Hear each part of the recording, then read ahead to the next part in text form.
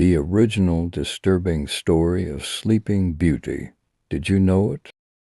Let's start with the boring Disney version of the Sleeping Beauty tale. The Disney film Sleeping Beauty was released in 1959 in Disney's interpretation of the classic tale. It tells the story of Princess Aurora falling into a deep sleep after pricking her finger on a cursed spindle during her birthday celebrations. The curse of the wicked fairy Maleficent takes effect on Aurora's 16th birthday. However, a kind-hearted fairy mitigates Maleficent's curse by sending Aurora into a deep sleep instead of an eternal one. In the end, Prince Philip awakens Aurora from her slumber with a kiss and battles Maleficent to defeat her evil. Aurora and Philip happily marry, and the kingdom's subjects awaken from their sleep as well. While this version includes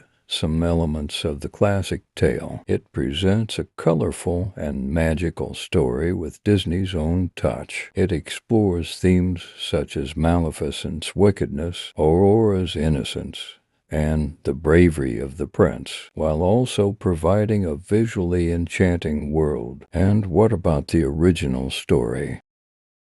In 1697, the French writer Charles Perrault, and in 1812, the German folklorist brothers Grimm transcribed a tale that had previously been compiled by the Italian poet Giambattista Bosco under the title Sun, Moon, and Thalia, and published in a book in 1634. After the poet's death, the story goes as follows. There is a powerful ruler who has a daughter. The king throws a grand party to celebrate the baby princess's birthday, with fairies also invited. At the celebrations, all the fairies in turn bestow gifts upon the baby princess, such as beauty, health, and musical talent. However, an evil-hearted fairy who was not invited sneaks into the palace and curses the baby after everyone else has given their gifts. She declares that when the princess turns 16, she will die by pricking her hand with a spindle. Another kind-hearted fairy among the guests steps forward and manages to mitigate